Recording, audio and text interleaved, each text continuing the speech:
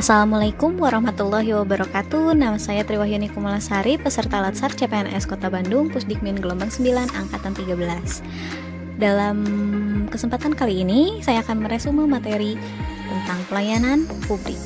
Pengertian pelayanan publik. Menurut Undang-Undang Nomor 25 Tahun 2019 tentang Pelayanan Publik, yaitu kegiatan atau rangkaian kegiatan dalam rangka pemenuhan kebutuhan pelayanan sesuai dengan peraturan perundang-undangan bagi setiap warga negara dan penduduk atas barang, jasa, dan atau pelayanan administratif yang disediakan oleh penyelenggara pelayanan publik.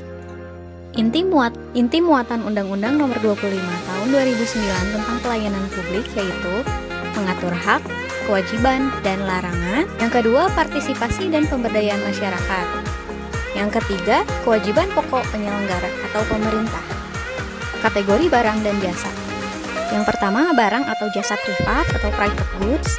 Yang kedua, barang atau jasa umum atau common pool goods. Yang ketiga, barang atau jasa tol atau toll goods. Barang atau jasa kolektif atau collective goods. Klasifikasi pelayanan publik. Klasifikasi pelayanan publik ada 4. Yang pertama, pelayanan administratif, yaitu pelayanan yang menghasilkan berbagai bentuk dokumen resmi yang dibutuhkan oleh publik. Yang kedua, pelayanan barang, yaitu pelayanan yang menghasilkan berbagai bentuk atau jenis barang yang digunakan oleh publik. Yang ketiga, pelayanan jasa, yaitu pelayanan yang menghasilkan berbagai jasa yang dibutuhkan oleh publik. Dan yang terakhir, pelayanan regulatif, yaitu pelayanan melalui penegakan hukum dan peraturan perundang-undangan maupun kebijakan publik yang mengatur sendi-sendi kehidupan masyarakat. Prinsip pelayanan publik. Ada 9 prinsip pelayanan publik yang baik untuk mewujudkan pelayanan prima. Yang pertama, partisipatif. Dalam penyelenggaraan pelayanan publik yang dibutuhkan masyarakat, pemerintah perlu melibatkan masyarakat dan dalam merencanakan, melaksanakan, dan mengevaluasi hasilnya. Yang kedua, transparan.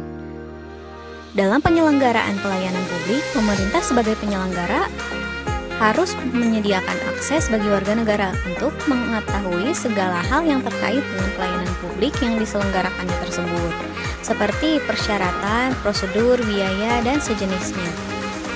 Yang ketiga, responsif. Dalam penyelenggaraan pelayanan publik, pemerintah wajib mendengarkan dan memenuhi tuntutan kebutuhan warga negaranya, tidak hanya terkait dengan bentuk dan jenis pelayanan publik yang mereka butuhkan, akan tetapi juga terkait dengan mekanisme penyelenggaraan layanan, jam pelayanan, prosedur, dan biaya penyelenggaraan pelayanan. Sebagai klien masyarakat, birokrasi wajib mendengarkan aspirasi dan keinginan masyarakat yang menduduki posisi sebagai agen. Yang keempat, tidak diskriminatif. Pelayanan publik yang diselenggarakan oleh pemerintah tidak boleh dibedakan antara satu warga negara dengan warga negara lain atas dasar perbedaan identitas warga negara seperti status sosial, pandangan politik, agama, profesi, jenis kelamin, atau orientasi seksual difabel atau sejenisnya. Yang kelima, mudah dan murah. Penyelenggaraan pelayanan publik di mana masyarakat harus memenuhi berbagai persyaratan dan membayar upah untuk memperoleh layanan yang mereka butuhkan harus diterapkan prinsip mudah. Artinya, berbagai persyaratan yang dibutuhkan tersebut masuk akal dan mudah untuk dipenuhi. Murah dalam arti biaya yang dibutuhkan oleh masyarakat untuk mendapatkan layanan tersebut terjangkau oleh seluruh warga negara. Hal ini perlu ditekankan karena pelayanan publik yang diselenggarakan oleh pemerintah tidak dimaksudkan untuk mencari keuntungan, melainkan untuk memenuhi mandat konstitusi. Keenam, efektif dan efisien. Penyelenggaraan pelayanan publik harus mampu mewujudkan tujuan-tujuan yang hendaknya dicapai. Dan cara mewujudkan tujuan tersebut dilakukan dengan prosedur yang sederhana, tenaga kerja yang sedikit, dan biaya yang murah. Yang ketujuh, aksesibel. Pelayanan publik yang diselenggarakan oleh pemerintah harus dapat dijangkau oleh warga negara yang membutuhkan dalam arti fisik dan non-fisik. Kedelapan, akuntabel. Semua bentuk penyelenggaraan pelayanan publik harus dapat dipertanggungjawabkan secara terbuka kepada masyarakat. Yang terakhir, berkeadilan. Penyelenggaraan pelayanan publik harus dapat menjadikan alat melindungi kelompok rentan dan mampu menghadirkan rasa keadilan bagi kelompok lemah ketika berhadapan dengan kelompok kuat. Prinsip-prinsip pelayanan prima. Yang pertama, responsif terhadap pelanggan atau memahami pelanggan. Agar kita bisa memahami pelanggan dan lebih responsif dalam memberikan pelayanan, terlebih dahulu kita harus tahu siapa pelanggan kita dan apa yang diperlukan dari pelayanan yang kita sediakan. Yang kedua, membangun visi misi pelayanan. Pembangunan visi misi pelayanan penting untuk memudahkan pelaksana pengukuran kinerja.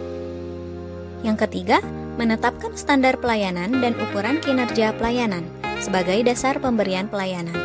Yang keempat, pemberian pelatihan dan pengembangan pegawai terkait bagaimana memberikan pelayanan yang baik sebagai dasar pemahaman tugas dan fungsi organisasi.